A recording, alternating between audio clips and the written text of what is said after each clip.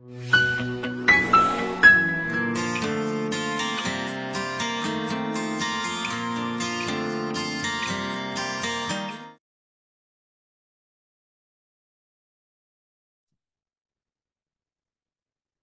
ఇప్పుడు acute diseases and chronic diseases రెండిటికి differences మనం చదువుకుంటున్నాము. అసలు అక్యూట్ డిసీజ్ అంటే ఏంటి, క్రానిక్ డిసీజ్ అంటే ఏంటి, వాటి రెండిటికి ఉన్న మేజర్ డిఫరెన్సెస్ ఏంటిది అన్నది మనం చదువుకుంటున్నాం. మన అందరికీ తెలిసిందే. యాక్చువల్ గా ఈ acute disease and chronic diseases మధ్య డిఫరెన్సెస్ ఏదైతే ఉందో అది ఏ అదర్ సిస్టమ్స్ లోనే లేదు. మీరు అలోపతి తీసుకున్న, ఆయుర్వేదం తీసుకున్న, ఎవరు ఏ సిస్టమ్ ఆఫ్ మెడిసిన్ ని మనం తీసుకున్నా గానీ అందులోని మనకి ఎక్యూట్ డిసీజ్ అంటే ఏంటి, క్రానిక్ డిసీజ్ అంటే ఒక డెఫినేషన్ అన్నదే లేదు. ఎస్పెషల్ గా మనకి ఇప్పుడు ఫర్ ఎగ్జాంపుల్ ఎన్నో సంవత్సరాల నుంచి మనకు ఒక ఇబ్బంది ఉందనుకోండి. నాకు చాలా సంవత్సరాల నుంచి ఇబ్బంది ఉందంటే అలోపతి వాళ్ళు ఏం చెప్తారు, దిస్ ఇస్ క్రానిక్ అంటారు. ఫర్ ఎగ్జాంపుల్ నాకు ఈ రోజే షుగర్ స్టార్ట్ అయింది. ఫర్ ఎగ్జాంపుల్ నాకు ఈ రోజే డయాబెటీస్ స్టార్ట్ అయితే అది ఎక్యూటా క్రానికా అని అడిగితే ఏం చెప్తారు దానికి? ఏమీ చెప్పలేరు. బట్ కానీ హానుమన్ గారు క్లియర్ కట్ గా అసలు ఎక్యూట్ డిసీజ్ అంటే ఏంటి, క్రానిక్ డిసీజ్ అంటే ఏంటి, దీని కాజెస్ ఏంటి, దాని కాజెస్ ఏంటి, దాని కోర్స్ ఏంటి, దీని కోర్స్ ఏంటి, అవన్నీ కూడా చాలా అద్భుతంగా మనకి ఎక్స్ప్లెయిన్ చేశారనమాట. సో ఇది మనకి తెలియకపోతే అసలు హోమియోపతి మనం ట్రీట్మెంట్ చేయడమే వేస్ట్. ఎందుకంటే what is an acute disease, what is a chronic disease, మళ్ళీ అక్యూట్ ఎగ్జాజర్బేషన్స్ అంటే ఏంటి అన్నవి ఇవన్నీ కూడా మనకి ఖచ్చితంగా తెలియాలి. అవి తెలియకపోతే మనకి వేస్ట్, మనం ట్రీట్మెంట్ చేయడమే వేస్ట్ అన్నమాట. సో నిన్న నిన్నటి వరకు మనం 5 పాయింట్స్ చదువుకున్నాము. ఒక్కసారి పైకి స్క్రోల్ చేయండి, ఫస్ట్ నుంచి మళ్ళా ఒకసారి రివైజ్ చేస్తాను. సో ఇక్కడ సహజ తరుణ వ్యాధి, సహజ దీర్ఘ వ్యాధి. So natural acute diseases, natural chronic diseases, వీటికి డిఫరెన్సెస్ మనం ఇప్పుడు చదువుకోబోతున్నాం. ఇందులో మెయిన్ గా న్యాచురల్ అక్యూట్ డిసీజ్ అంటే ఫస్ట్ పాయింట్ స్పష్టముగా ప్రకటితమగును అంటున్నారు. సహజ దీర్ఘ వ్యాధి అస్పష్టముగా ప్రకటితమగును అంటే దాని ఎగ్జిస్టెన్స్ మనకు క్లియర్ గా తెలుస్తుంది. ఆ దేనిలోని అక్యూట్ డిసీజ్కి వచ్చేసరికల్లా ఇప్పుడు నాకు స్టార్ట్ అయింది, ఈ ఇబ్బంది నాకు మొదలైంది. అక్యూట్ డిసీజ్ లైక్ ఒక స్మాల్ పాక్స్ నాకు స్టార్ట్ అయ్యింది అన్నది మనకి క్లియర్ కట్ గా ఎగ్జిబిట్ అవుతుంది, క్లియర్ కట్ గా తెలుస్తుంది. లేదా మేజిల్స్ వచ్చే నాకు, అది క్లియర్ గా మనకి తెలుస్తుంది, మనకి అర్థం అవుతుంది. అదే సహజ దీర్ఘ వ్యాధికి వచ్చేసరికల్లా అస్పష్టముగా ప్రకటితమగును, అది క్లారిటీ ఉండదు. అది ఎప్పుడు స్టార్ట్ అయిందో తెలీదు, ఏం జరుగుతుందో తెలీదు, అది ఏ రోజు మొదలైందో, ఎప్పుడు మొదలైందో అది మనకి క్లియర్ కట్ గా తెలియదు అనమాట. So that is chronic disease. Second కి వచ్చేసరికల్లా నేరుగా అక్యూట్ డిసీజ్ కి వచ్చేసరికల్లా నేరుగా తేలికగా ప్రకృతియే నివారించును లేక సాగుణ్యముగా నివారించబడును అన్నారు. సో అక్యూట్ డిసీజ్ ఏదైతే ఉందో అది మెజారిటీ ఆఫ్ ది ఇన్స్టెన్సెస్ లో ఆ నేచర్ ఏదైతే ఉందో అదే దాన్ని క్యూర్ చేసేస్తుందంట, అదే దాన్ని మొత్తం బయటికి పంపించేస్తుంది. లేదా మనకి ఆ లా ఆఫ్ సిమిలర్స్ ప్రకారం సాగుణ్యముగా నివారించబడును అన్నారు. అంటే మనం ఆ సిమిలర్ రెమెడీస్ ఏదైతే ఉన్నాయో ఆ రెమెడీస్ వేసి అయినా సరే మనం క్యూర్ చేయొచ్చని చెప్తున్నారు అనమాట. అక్యూట్ డిసీజ్ కి వచ్చేసరికల్లా, ఆ క్రానిక్ డిసీజ్ కి వచ్చేసరికల్లా సాగుణ్యమైన మందు సాయం లేకుండా ప్రకృతియే నయం చేయలేదు, ఎన్నడూ నయం చేయలేదు అంటున్నారు. సో ఆ సిమిలర్ రెమెడీని హెల్ప్ లేకుండా నేచర్ ఆ క్రానిక్ డిసీజ్ ని ఎట్టి పరిస్థితిలోనూ కూడా తగ్గించలేదు అని చెప్తున్నారు అనమాట. సో ఆ సాగుణ్యమైన మందు అంటే అది ఆ similar remedy.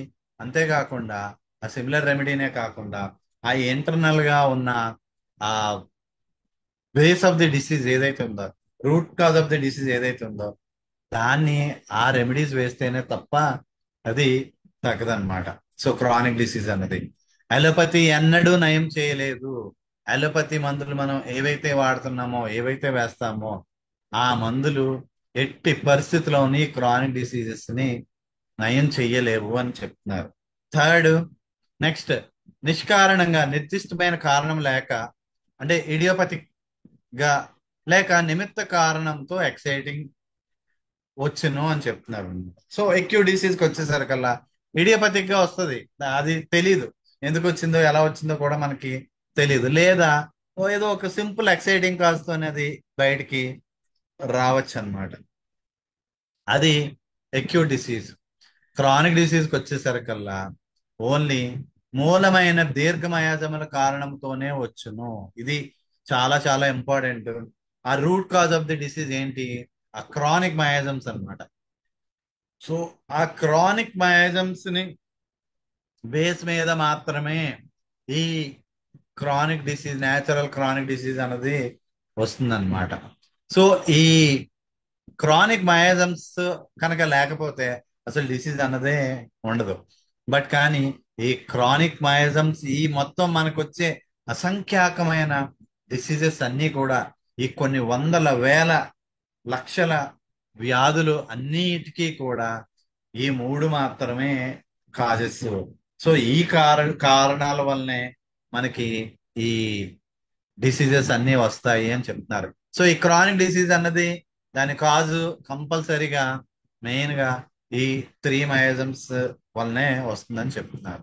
Next, acute disease కి వచ్చేసరికల్లా ఒక నిర్దిష్టమైన ఆరంభం, నడక, అంతముతో స్పష్టమైన నడుచును అన్న. సో అంటే నేను చెప్పిస్తున్నాం కాబట్టి కొద్దిగా ఫాస్ట్ గా చెప్పేస్తున్నాను. ఒక నిర్దిష్టమైన ఆరంభం అంటే ఒక స్పెసిఫిక్ బిగినింగ్ ఎక్యూ డిసీజ్ లో క్లియర్ కట్ గా ఉంటది. ఓకే, ఈ రోజు నాకు చికెన్ పాక్స్ ఈ రోజే నాకు స్టార్ట్ అయింది, ఈ రోజే పొక్కులు మొదలయ్యాయి, లేదా స్మాల్ పాక్స్ ఈ రోజే నాకు పొక్కులు మొదలయ్యాయి. సో ఒక క్లియర్ కట్ బిగినింగ్ ఉంది. అది ఒక 10 రోజులు పాటు కంటిన్యూ అయింది. లోపల నుంచి అలా బయటకు వస్తూ ఉన్నాయి, ఒకటి ఒకటి ఒకటి వస్తూ ఉన్నాయి, వస్తూ వస్తూ అలా నెమ్మదిగా మాడిపోవడం కూడా స్టార్ట్ అయ్యి ఒక 10-15 రోజుల కల్లా పూర్తిగా నయం అయిపోయింది అన్నారు. సో అంటే ఒక క్లియర్ కట్ బిగినింగ్ ఉంటుంది, ఒక క్లియర్ కట్ ప్రోగ్రెస్ ఉంటుంది అనమాట. ఒక క్లియర్ కట్ ప్రోగ్రెస్ ఉంటుంది, అది ఫైనల్ గా ఎండింగ్ కూడా క్లియర్ కట్ గా ఉంటుంది అనమాట. సో ఎక్యూ డిసీజ్ లోని మనకి clear cut specific beginning, specific course of disease and specific ending, ఈ మూడు చాలా క్లియర్ గా మనకి ఉంటాయి అన్నమాట. ఆ క్లారిటీ మనకి ఎక్యూట్ డిసీజ్ లో క్లియర్ గా ఉంటది. అదే క్రానిక్ డిసీజ్ కి వచ్చేసరికల్లా వ్యాధి ఆరంభం ఇది ఎప్పుడు మొదలైందో తెలియదు, దాని దాని కోర్సు ఎక్కడి వరకు వెళ్తుందో ఎప్పటి వరకు వెళ్తుందో కూడా తెలియదు. ఫైనల్ గా అంతము, దాని ఎండింగ్ కూడా మనకి స్పష్టముగా లేకుండాను అని చెప్తున్నారు. ఇది చాలా చాలా చాలా ఇంపార్టెంట్. సో స్పెసిఫిక్ బిగినింగ్ లేదు, స్పెసిఫిక్ కోర్సు తెలీదు, ఏం జరుగుతుందో తెలీదు, ఫైనల్ గా దాని ఎండింగ్ కూడా ఆ క్లారిటీ ఉండదన్నమాట దేనికి కూడా. So that is chronic disease. Next, fifth point, తరుణముగా క్లిష్టము కాకుండా నడుచును అన్నారు. సో ఎప్పుడు కూడా చాలా ఈ ఎక్యూ డిసీజ్ ఏదైతే ఉందో చాలా సింపుల్ గా ఉంటది, సింపుల్ ఫామ్ లో ఉండి మోర్ కాంప్లికేట్ అయిపోకుండా దాని కోర్సు అలా కంప్లీట్ అయిపోద్ది అనమాట. కానీ ఇక్కడ కొన్ని మళ్ళా ఆ, ఇవి చెప్పారు, ఎక్సెప్షన్స్ చెప్పారు. ఎక్సెప్షన్స్ ఎప్పుడు? ఒకవేళ అలోపతి వైద్యం లేకుంటే, లేక దాగిన దీర్ఘమాయాసం తలెత్తకుండా ఉంటే మాత్రమే అప్పుడే కాంప్లికేట్ అవదంట. ఒకవేళ ఆ ఎక్యూ డిసీజ్ కూడా ఏదో ఒక మందులు వాడి, అలోపతి మందులు వాడడం స్టార్ట్ చేస్తే it will become more complicated, అది ఇంకా ఇంకా కాంప్లికేట్ అయిపోద్ది అనమాట. లేదా ఇంటర్నల్ గా ఉన్న ఆ మయాజం ఏదైతే ఉందో, ఆ క్రానిక్ మయాజమ్స్ ఏవైతే ఉన్నాయో అవి గనక ఎవేకన్ గనక అయితే అప్పుడు కూడా అది మోర్ కాంప్లికేట్ అయిపోద్ది అనమాట ఎక్యూ డిసీజ్. అదర్వైజ్ ఎక్యూ డిసీజ్ చాలా సింపుల్ ఫామ్ లో నుండి దాని కోర్స్ ఆఫ్ యాక్షన్ అయిపోయిన తర్వాత అది ఆటోమేటిక్ గా తగ్గిపోద్ది అనమాట. నెక్స్ట్, అలా క్రానిక్ డిసీజ్కి వచ్చేసరికల్లా క్లిష్టతరముగా ఉండి క్లిష్టతమముగా నడుచును అన్నారు. సో చాలా కాంప్లికేటెడ్ గా ఉంటది దాని. సారీ, అంతేనా? ఓకే. చాలా కాంప్లికేటెడ్ గా ఉంటుంది. క్రానిక్ డిసీజ్ అంటేనే మోర్ కాంప్లికేటెడ్. ఏ సిమ్టమ్స్ సరిగా ఉండవు, ఏ లక్షణాలు మనకి క్లియర్ కట్ గా కనిపించవు. చాలా చాలా క్లమ్జీ అయిపోయి ఉంటదన్నమాట. కానీ గుర్తుపెట్టుకోండి, ఈ క్రానిక్ డిసీజు ఇంత కాంప్లికేట్ అయిపోవడానికి కారణం మనం పుట్టక ముందు నుంచే, పుట్టిన తర్వాత కాదు, పుట్టక ముందు నుంచే మనం చేసే తప్పులు ఏంటి, ఏం చేస్తాం మనం? ఇంటర్నల్ గా మనం చేసే తప్పులు ఏంటి? ఇష్టం వచ్చిన మందులు వాడిచ్చి, ప్రెగ్నెన్సీ టైంలో అవనియండి, డెలివరీ అయిన తర్వాత అవనియండి, ఏం పిచ్చి పిచ్చిగా మందులు వాడించేసి దాన్ని, ఆ లోపల ఉన్న డిసీజ్ ని ఇంకా మచ్ కాంప్లికేట్ మనమే చేసుకుంటాం అన్నమాట. సో ఎప్పుడైతే అది మోర్ కాంప్లికేట్ అయిపోతూ ఉందో, ఇంటర్నల్ గా అది బిగినింగ్ నుంచి ఏం చేస్తుంది, ఈవెన్ ప్రెగ్నెన్సీలో ఉన్నప్పటి నుంచి కూడా అది సింపుల్ ఫామ్ లో ఎగ్జిబిట్ అవడానికి ట్రై చేస్తూ ఉంటది ఆ ఇంటర్నల్ గా ఉన్న క్రానిక్ డిసీజ్. దాన్ని రకరకాలైన మందులతో దాన్ని అణిచి లేదా డెలివరీ అయిన తర్వాత పిల్లవాడికి వచ్చిన ప్రతి ఇబ్బందికి రకరకాలైన యాంటీబయాటిక్స్, పిచ్చ మందులు అన్నీ వేసి వాడి ఆరోగ్యాన్ని మనమే మన చేజేతుల పూర్తిగా క్రానిక్ ఫామ్ లోకి మనమే తీసుకెళ్ళిపోతూ ఉంటాం. సో మనం వాడే ప్రతి ట్రీట్మెంట్ కూడా, మనం ఇచ్చే ప్రతి మందు కూడా వాళ్ళ ఇంటర్నల్ గా ఉన్న ఆ డిసీజ్ ని మంచి కాంప్లికేట్ చేసేసి చాలా చాలా క్రానిక్ గా మనమే తయారు చేస్తాం అనమాట. సో వన్స్ అది క్రానిక్ ఫామ్ లోకి వచ్చేసిన తర్వాత మనం చేయడానికి చాలా తక్కువ మాత్రమే ఉంటుంది అనమాట. సో చాలా చాలా కాంప్లికేటెడ్, చాలా కష్టం. ఇప్పుడు డయాబెటీస్ వచ్చిందంటే సిమ్టమ్స్ ఏమీ ఉండవు, హైపర్ టెన్షన్ వచ్చిందంటే సిమ్టమ్స్ ఏమీ ఉండవు, బట్ కానీ లోపల ఇంటర్నల్ గా చాలా డ్యామేజ్ జరిగిపోతూ ఉంటది అనమాట. సో మోర్ కాంప్లికేటెడ్ గా ఉంటుంది. దాని ప్రోగ్రెస్ కూడా చాలా కాంప్లికేటెడ్ గా వెళ్తూ ఉంటది అనమాట. So this is so important.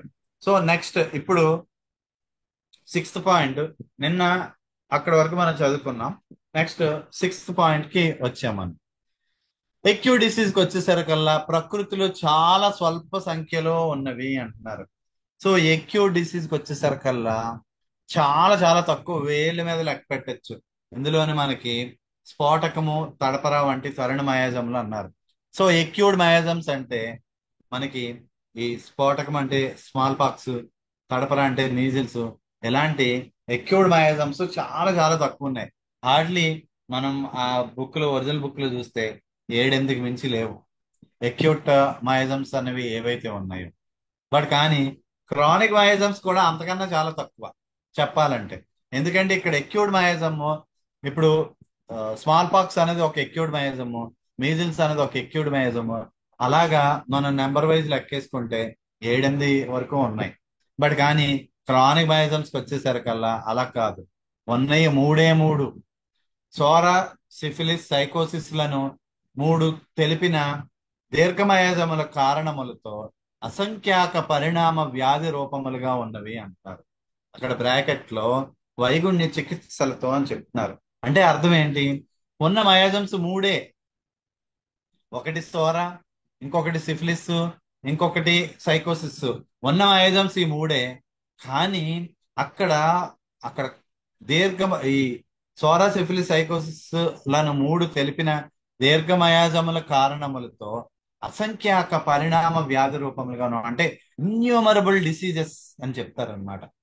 Innumerable disease forms లో మనకి ఈ మూడు మయాజమ్స్ నుంచే కొన్ని అసంఖ్యాకమైన జబ్బులు, అసంఖ్యాకమైన వ్యాధులు పుట్టుకొచ్చేస్తూ ఉన్నాయన్నమాట మనకి. కానీ వీటికి మెయిన్ కారణం, ఈ మయాజమ్స్ ఎంతలాగా పెరిగిపోవడానికి మెయిన్ కారణం ఏం చెప్తున్నారు మనకి? ఈ వైగుణ్య చికిత్సలు అని చెప్తున్నారు అన్నమాట. Dissimilar treatments.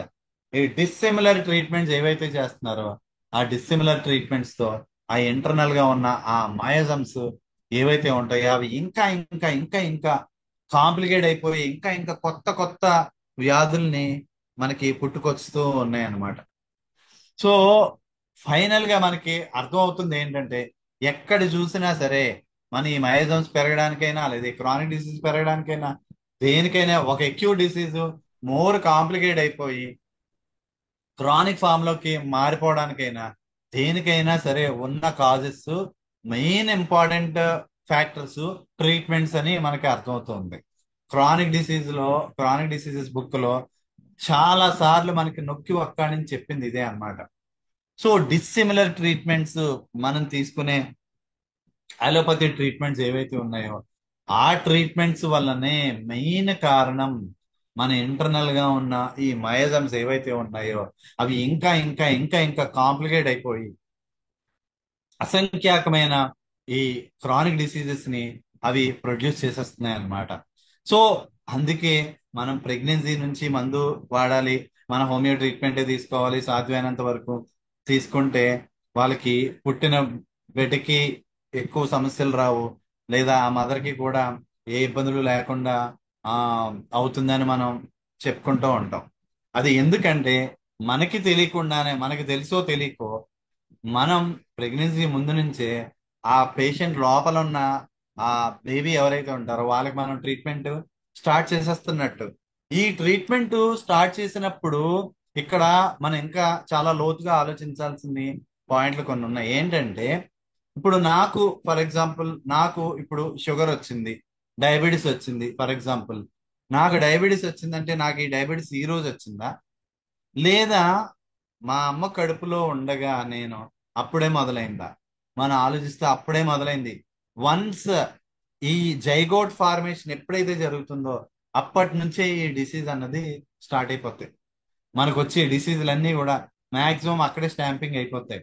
సో అలాంటప్పుడే గనక మనం ట్రీట్మెంట్ ని ఎప్పుడైతే మనం స్టార్ట్ చేస్తామో మీరు ఆలోచించండి, మనం అప్పుడే ట్రీట్మెంట్ స్టార్ట్ చేస్తున్నాం దేనికి?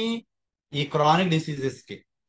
ఈ క్రానిక్ డిసీజెస్ కి మనం అప్పుడే ఎప్పుడైతే మనం ట్రీట్మెంట్ స్టార్ట్ చేస్తామో ఇంటర్నల్ గా ఆ బేబీకి కూడా చాలా చాలా హెల్ప్ అవుతుంది. ఎందుకంటే వాళ్ళలోని ఆ బేబీకి స్టాంప్ అవ్వాల్సిన బీపీ కానీ, షుగర్ కానివ్వండి, లేదా బ్రెయిన్ కంప్లైంట్స్ కానివ్వండి, కిడ్నీ ప్రాబ్లమ్స్ కానివ్వండి, what ever it may be, A complaint అయినా కానీ అప్పుడే మనం ట్రీట్మెంట్ మొదలుపెట్టి ఆ క్రానిక్ మయోజమ్స్ ని మన దారికి మొత్తం మనం తెచ్చుకుంటూ ఉంటాం అనమాట. So this is so important. So ఎందుకు ప్రెగ్నెన్సీ టైంలోనే మనం ట్రీట్మెంట్ స్టార్ట్ చేసేయాలంటే క్రానిక్ డిసీజెస్ లో మళ్ళీ మనకి చెప్తారు that is the best time అని చెప్తారు. ఈవెన్ మనకి ఇంటిమెటరీ మెడికల్ లో కూడా కొన్ని మన డ్రగ్స్ మనం చదువుకున్నప్పుడు అప్పుడు కూడా చెప్పారు pregnancy is the best time to take the treatment. ఆ ట్రీట్మెంట్ చాలా చాలా చాలా ప్రెగ్నెన్సీలో తీసుకోవడం చాలా చాలా అవసరం. ఎందుకంటే అప్పుడే ఈ డిసీజెస్ అన్ని కూడా స్టాంప్ అవుతాయి. నాట్ ఓన్లీ దట్, అదొక్కటే కాదు, ప్రెగ్నెన్సీలోని లేటెంట్ గా ఉన్న ఈ సోరిక్ కండిషన్ అది ఏదైతే ఉంటుందో అది మెనీ ఏ టైమ్స్ ఎవేకన్ అవుతుందంట. సో ఆ ఎవేకన్ అయిన ప్రతిదాన్ని కూడా మనం ఆ కాంప్లికేషన్ కనుక మనం మన ట్రీట్మెంట్ తోనే ప్రెగ్నెన్సీ టైంలోనే మనం క్లియర్ చేసుకుంటూ వెళ్ళిపోతే ఇంటర్నల్ గా చాలా చాలా బెటర్ అవుతారంట పేషెంట్. మదరు ప్లస్ చైల్డ్ ఇద్దరికి కూడా ఒకేసారి ట్రీట్మెంట్ అవుతుంది. So that is so important. Next ఇక్కడ ఎక్యూట్ డిసీజెస్ అంతములో శరీరములో ఒక ధాతువును, అంటే ధాతువు అంటే మనకి సెల్స్ అన్నమాట, లేదా ఒక ఆర్గాన్నో అవయవమునో, లేదా ఒక భాగాన్నో, ఒక శరీర భాగాన్నో చెడగొట్టినను శేషిత శరీరాన్ని స్వస్థతలో నుంచును, జీవితంలో ఒకసారి మాత్రమే సోకి పోవును లేక చంపును అంటారు. సో ఎక్యూట్ డిసీజెస్ వచ్చేసరికల్లా ఇంటర్నల్ గా బాడీలోని ఏదో ఒక ఆర్గాన్నో, లేదా ఏదో కొన్ని సెల్స్ నో కొన్ని టిష్యూస్ నో అవి డిస్ట్రాయ్ చేసేసి మిగతా శరీరాన్ని, మిగతా ఆర్గాన్స్ ని అన్నిటినీ కూడా సేఫ్ గా ఉంచుతుందంట. ఏది? ఎక్యూట్ డిసీజెస్ వచ్చేసరికల్లా. ఫర్ ఎగ్జాంపుల్ స్మాల్ పాక్స్ వచ్చింది, మనకి స్మాల్ పాక్స్ వచ్చిన తర్వాత ఏం జరుగుతుంది? మొహం మీద స్ఫోటకపు మచ్చలు మొత్తం వచ్చేస్తాయి, అవి లైఫ్ లాంగ్ ఉండిపోతాయి. ఎందుకంటే అక్కడ టిష్యూస్ లోని ఆ చేంజెస్ ని ఆ ఎక్యూట్ డిసీజ్ తీసుకొని వచ్చేసింది. కానీ అది ఎందుకు తీసుకొని వచ్చింది అంటే ఆ ఇంటర్నల్ గా ఉన్న అన్ని ఆర్గాన్స్ ని సేవ్ చేసి డిసీజ్ ని ఈ రూపంలో బయటికి పంపించేసి లోపల ఉన్న ఆర్గాన్స్ అన్నిటినీ కూడా బాగా సేఫ్ జోన్ లోని ఉంచింది అనమాట. ఏది? ఈ ఎక్యూట్ డిసీజ్. సో నెక్స్ట్ కొన్ని కొన్ని ఆర్గాన్స్ ని లేదా ఏదైనా ఒక మైనర్ ఆర్గాన్ ఏదో ఒక దాన్ని అది డిస్ట్రాయ్ చేసేసినా సరే, ఆ బట్ మిగతా వైటల్ ఆర్గాన్స్ అన్నిటినీ కూడా చాలా సేఫ్ జోన్ లోని ఉంచుతుంది అనమాట. ఇది ఎక్యూ డిసీజ్ వచ్చేసరికల్లా లైఫ్ లో ఓన్లీ ఒక్కసారి మాత్రమే వస్తుందంట. ఒక్కసారి మాత్రమే సోకి పోవును, దానికి అదే పోతుంది, పోవచ్చు, లేదా చంపును, లేదా పేషెంట్ ఆయా గయా అన్నట్టు అయిపోద్ది అనమాట. బతికితే బతికాడు, లేదంటే చనిపోయాడు. సో ఇక్కడ మనం ఇంకొక అబ్జర్వేషన్ కూడా మనం ఆలోచించాలి, అర్థం చేసుకోవాలి. ఇప్పుడు మనకి ప్రతి మనిషి యొక్క యావరేజ్ లైఫ్ స్పాన్ గురించి మనం మాట్లాడుకుంటున్నాం. యావరేజ్ లైఫ్ స్పాన్ పూర్వం కన్నా చాలా చాలా పెరిగిందని మన ప్రభుత్వాలన్నీ కూడా చెప్తూ ఉంటాయి. మన మెడికల్ ఫ్రెటర్నిటీ ఎవరైతే ఉన్నారో అలోపతి డాక్టర్లు కూడా అదే చెప్తారు, పూర్వం కన్నా చాలా చాలా లైఫ్ స్పాన్ పెరిగిపోయింది పూర్వంతో పోల్చుకుంటే అని చెప్తూ ఉంటారు. బట్ కానీ అక్కడ మనకి మోస్ట్ ఇంపార్టెంట్ పాయింట్ ఆలోచించాల్సింది ఒకటి ఉంది. ఎందుకంటే ఏంటంటే అది పూర్వం మనుషులు ఎలా చనిపోయేవాళ్ళు అని మనం లెక్క గనక తీసుకుంటే, మెజారిటీ వాళ్ళు ఒకవేళ యంగ్ ఏజ్ లోనే గనక చనిపోయారంటే ఎక్యూ డిసీజెస్ వల్లనే చనిపోతూ ఉండేవాళ్ళం. ఒక ప్లేగ్ వచ్చింది, ఒక్కసారి ఊర్లు ఊర్లు అన్ని లేచిపోతూ ఉండేవన్నమాట. అలాగా. సో ఆ ఎక్యూ డిసీజ్ లేదా కలరా వచ్చింది, ఊరు ఊర్లే ఎగిరిపోతూ ఉంటాయి. స్మాల్ పాక్స్ వచ్చింది, మొత్తం ఎగిరిపోయేవాళ్ళు. లేదా మీజిల్స్ వచ్చింది, అంతే, మొత్తం ఎగిరిపోయేవాళ్ళు అనమాట. సో ఎక్యూట్ డిసీజెస్ వలన చనిపోయే వాళ్ళు ఉండడం వలన యావరేజ్ లైఫ్ స్పాన్ చాలా తగ్గిపోయింది అనమాట అప్పుడులో. బట్ కానీ పేషెంట్ యొక్క క్వాలిటీ ఆఫ్ లైఫ్ని కనుక మనం ఆలోచించుకుంటే, క్వాలిటీ ఆఫ్ లైఫ్ లో క్లియర్ కట్ గా మనకు అర్థమయ్యేది ఏంటంటే, బతికినన్నాళ్ళు మందులు అవసరం లేకుండా వాడు 70 అయితే 70, 80 అయితే 80, 90 అయితే 90, 100 అయితే 100, ఆ 90 సంవత్సరాలు, 100 సంవత్సరాలు, 80 సంవత్సరాలు అసలు ఏ ఇబ్బందులు లేకుండా ఆరోగ్య సమస్యలు, చాలా మైనర్ ఆరోగ్య సమస్యలతోనే సఫర్ అవుతూ పేషెంట్లు, జనాలు చనిపోతూ ఉండేవాళ్ళు అనమాట. బట్ దాని వల్ల ఎక్యూ డిసీజ్ వల్ల ఎక్కువ మంది చనిపోతూ ఉండడం వల్ల యావరేజ్ లైఫ్ స్పాన్ డిఫరెన్స్ అంత ఉంది. బట్ కానీ ఇప్పుడుకి వచ్చేసరికల్లా ఇప్పుడు మనం ఈ లైఫ్ స్పాన్ పెరిగిందని పెరిగిందని చెప్పుకున్నాం. కానీ లైఫ్ స్పాన్ పెరిగినట్టు మనకి ఆన్ రికార్డ్స్ మనకు కనిపించిన ప్రతి మనిషి కూడా అసంఖ్య. సో ఇక్కడ మనకి ఆ క్వాలిటీ ఆఫ్ లైఫ్ వచ్చేసరికల్లా చాలా చాలా చాలా వేరియేషన్ మనం చూస్తూ ఉంటాం. అంతేకాకుండా నేను నా చిన్నప్పుడు ఎగ్జాంపుల్ మీకు చెప్తాను. నా చిన్నప్పుడు సినిమాల్లో ఒక నాగేశ్వరరావు మూవీ ఉందంటే, అంటే మాకన్నా ఇంకా ఆ ముందొచ్చిన సినిమాలు అవన్నీ కూడా. ఆ సినిమాలో ఆ నాగేశ్వరరావుకి ఆ హార్ట్ అటాక్ వస్తే అదొక అతిపెద్ద ప్రాబ్లం అన్నమాట ఆ పర్సన్ కి. సో ఆ హీరో ఎవరైతే ఉన్నారో వాడికి వచ్చిన హార్ట్ అటాకే వాడి లైఫ్ లో ఒక చాలా అతిపెద్ద జబ్బు కింద అప్పుడు కన్సిడరేషన్ ఉండేదన్నమాట. బట్ కానీ మనకి తెలిసిందే ఇప్పుడు ఎంతో భయంకరాతి భయంకర జబ్బులు పెరిగిపోతూ రోజు రోజుకి కూడా ఆ హార్ట్ అటాక్ ఏంటి ప్రతి ఇంట్లోని కూడా, అంటే హార్ట్ అటాక్ వస్తే వాడు అత్యంత దురదృష్టవంతుడు అన్నట్టు అప్పుడు కన్సిడర్ చేసేవాళ్ళు. ఇప్పుడు మనకి హార్ట్ అటాక్ ఏంటి, అంతకన్నా కొన్ని వందల వేల రెట్లు జబ్బులు, అంతకన్నా బీభత్సమైన జబ్బులుతో మనం సఫర్ అవుతూ జీవితాన్ని మనం గడుపుతూ ఉన్నాం అన్నమాట.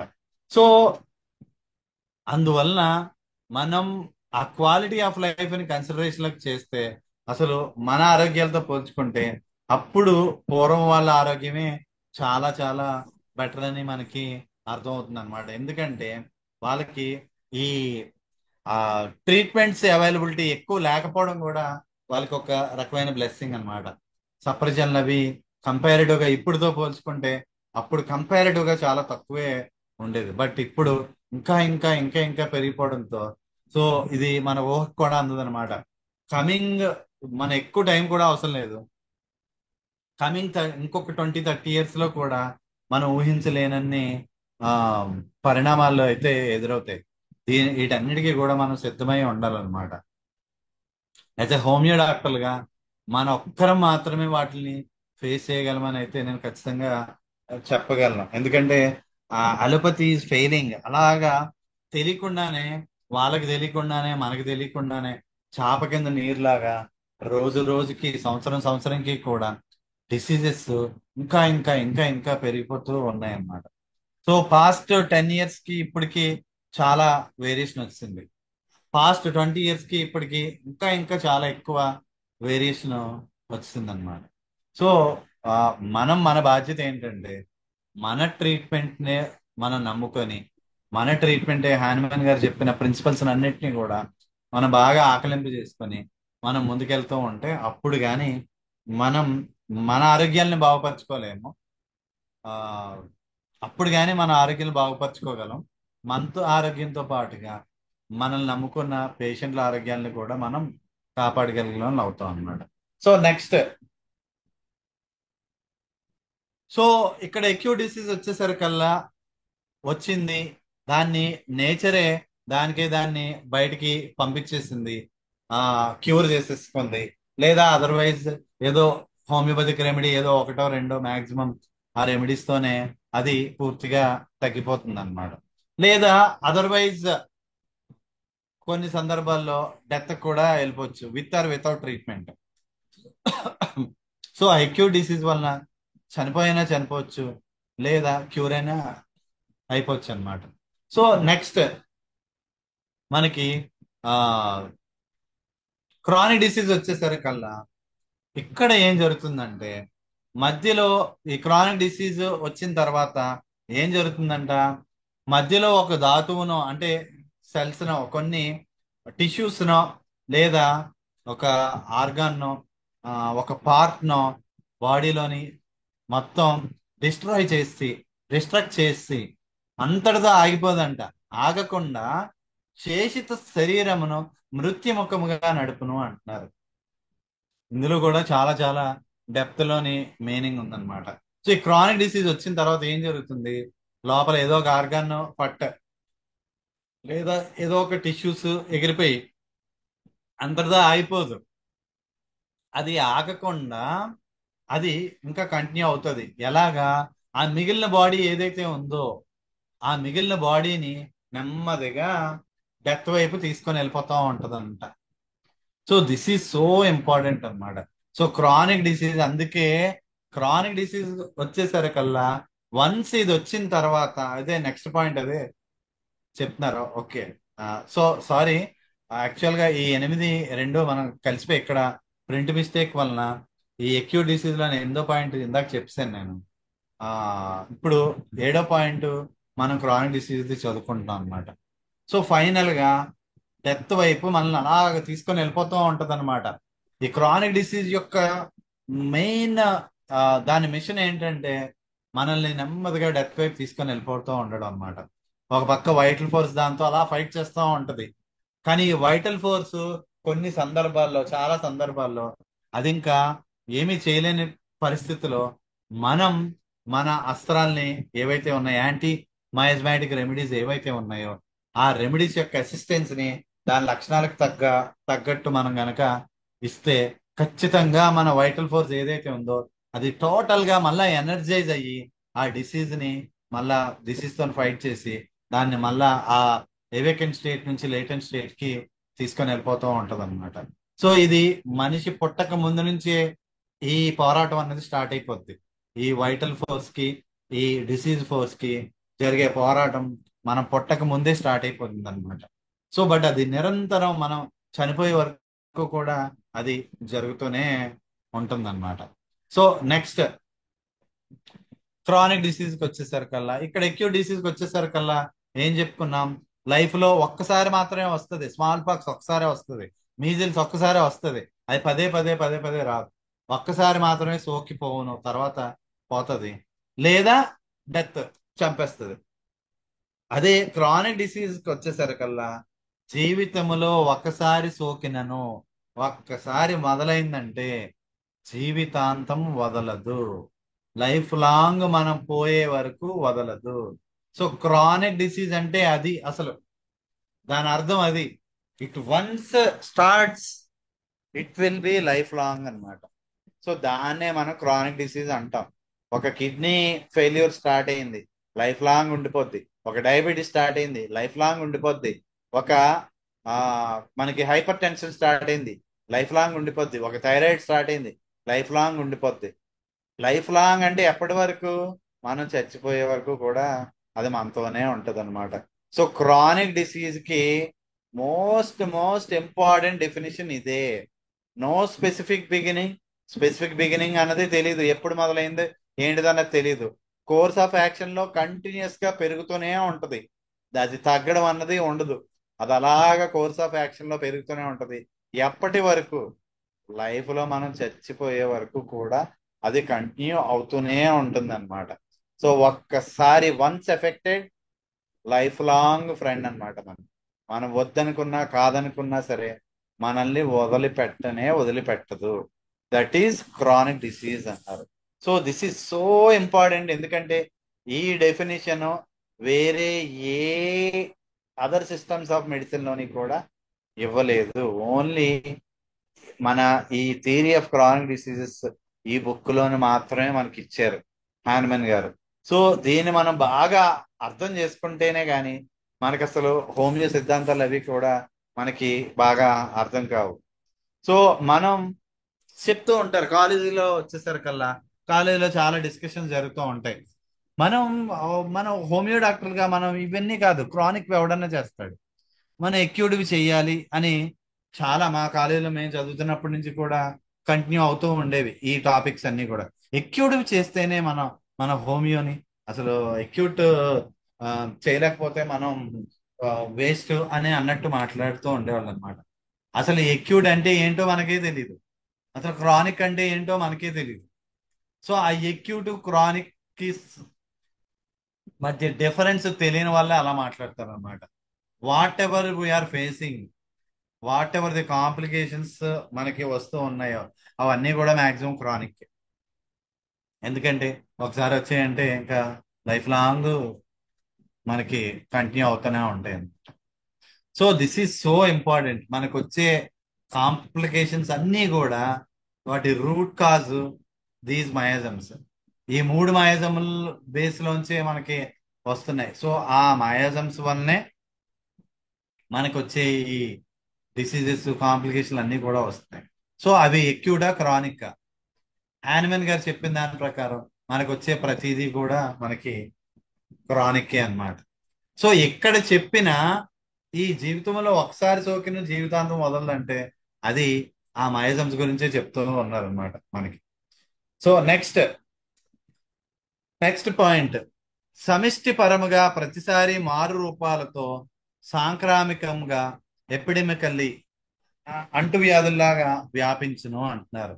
సో సమిష్టి పరముగా కంటిన్యూస్ గా ఒకేసారి మొత్తం జనాలకి ఒక్కసారే ఒక గ్రూప్ గా మొత్తం మారు మారు రూపాలతో ఈసారి ఒక డిసీజ్ లాగా వచ్చింది, తర్వాత ఇంకొక డిసీజ్ లా వచ్చింది, తర్వాత ఇంకో డిసీజ్ లా వచ్చింది. బట్ కానీ ఇవన్నీ కూడా కంటాజియస్ గా వస్తాయని చెప్తున్నారు అనమాట. ఎపిడెమికల్లీ కంటాజియస్ గా వస్తుంది ఎక్యూ డిసీజ్ అన్నది.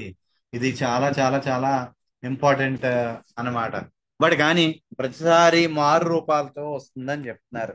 అది రూపాలను మార్చుకుంటుంది. ఈసారి మీజిల్స్ వచ్చింది, ఆ తర్వాత స్మాల్ పాక్స్ వస్తుంది, ఆ తర్వాత కలరా లాంటిది ఏదో వస్తుంది, అలాగా వస్తూ ఉంటుంది అనమాట. సో ఎక్యూ డిసీజ్కి వచ్చేసరికల్లా ఖచ్చితంగా కంటాజియస్ గా నేచర్ అన్నది దానిలోనే ఉంటుంది. So that is more important. So contagious disease అన్నమాట ఎక్యూ డిసీజ్ అన్నది. మస్ట్ అండ్ షుడ్ గా కంటాజియస్ నేచర్ అందులోని ఉండి తీరాలి. అదే మనకి ఎక్యూ డిసీజ్ అన్నమాట. సో నెక్స్ట్ ఇక్కడ మనకి క్రానిక్ డిసీజ్కి వచ్చేసరికల్లా సిఫిలిస్, సైకోసిస్లు మాత్రము దుష్ట సంగమముతో వ్యష్టిపరముగానే అంటును. సోరా మాత్రం సమిష్టిపరముగా విశేష పరిణామ వ్యాధులుగా వ్యాపించును, ఒక నిర్దిష్ట రూపాలతో నుండవు అంటారు అనమాట. సో ఇది కూడా చాలా చాలా ఇంపార్టెంట్. సిఫిలిస్, సైకోసిస్లు ఏవైతే ఉన్నాయో అవి దుష్ట సంగమముతో అని అంటున్నారు. ఇంప్యూర్ కాయిషన్ అని చెప్తారు అనమాట. సో ఇంప్యూర్ కోయిషన్ వలన మాత్రమే ఈ సిఫిలిస్ సైకోసిస్లు వస్తాయి అన్నమాట. అవి కూడా వ్యక్తిగతంగా మాత్రమే వస్తాయి. అంటే ఫర్ ఎగ్జాంపుల్ ఎవరైతే ఇంప్యూర్ కోయిషన్ లో పార్టిసిపేట్ చేశారో వాళ్ళకి మాత్రమే ఆ మయాజమ్స్ అనేవి వస్తాయి అన్నమాట ఆ బిగినింగ్ లోనే. సో ఆ మయాజమ్స్ వ్యష్టి పరంగానే అంటున్నాం అంటే వ్యక్తిగతంగానే పర్సనల్ గానే వస్తుంది అనమాట ఒకరి నుంచి ఒకరికి. సోరా మాత్రం అలా కాదు, సమిష్టి పరంగా కంటిన్యూస్ గా అందరికి గ్రూపు లాగా విశేష పరిణామ వ్యాధులుగా వ్యాపించును. రకరకాలైన ఆ డిసీజుల రూపంలో సోరా అలా కంటిన్యూస్ గా అలాగా వ్యాపిస్తూ ఉంటుందంట. సోరా మాత్రం ఒక నిర్దిష్ట రూపములతో ఉండవు. ఆ డిసీజెస్ ఏవైతే ఉంటాయో వాటికి ఒక స్పెసిఫిక్ గా ఇది ఇదే అని ఉండదు. అసంఖ్యాకమైన ఆ, రూపాల్లోని మనకి వస్తూ ఉంటాయి అన్నమాట. 1000 హెడెడ్ మాన్స్టర్ అంటారు సోరాని. సో ఈ 1000 హెడెడ్ మాన్స్టర్ అంటే ఆ హైడ్రా 1000 హెడెడ్ మాన్స్టర్ అంటే దానికి కొన్ని వేల తలకాయలు రూపంలోని మనకి వేల రూపాయలతో మనకి ఆ డిసీజ్ మనల్ని కబళిస్తూ ఉంటుందని మనకి చెప్తున్నారు అనమాట. అందుకే 8/9 ఆఫ్ ది డిసీజెస్ అన్ని కూడా అంటే అరౌండ్, గుర్తుపెట్టుకోండి, 8/9 అంటే ఇంచుమించు 90% of the diseases, 90% of the diseases అన్నిటికీ కారణం సోరా మాత్రమే అని మనకి చాలా అద్భుతంగా మనకి చెప్పారు హానిమన్ గారు. సో ఇక్కడ ఈ క్రానిక్ డిసీజ్ వచ్చేసరికల్లా సిఫిలిస్ సైకోసిస్ మాత్రం ఆ ఇంప్యూర్ కాయిషన్ వల్ల మాత్రమే వస్తుంది.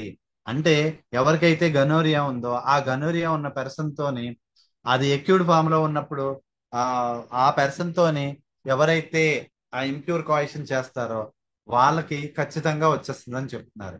అదే సిఫిలిస్ కి కూడా సేమ్ అంతే. సిఫిలిస్ కి వచ్చేసరికల్లా ఆ సిఫిలిటిక్ షాంకర్ ఏదైతే ఉందో ఆ సిఫిలిటిక్ షాంకర్ ఎవరికైతే ఉందో సిఫిలిస్ ప్రాబ్లం ఎవరికైతే ఉందో వాళ్ళతో ఇంప్యూర్ కాయిషన్లు ఎప్పుడైతే పార్టిసిపేట్ చేస్తారో అప్పుడు ఆ పర్సన్ కి ఆ సిఫిలిస్ అటాక్ అయిపోతూ ఉంటుందన్నమాట.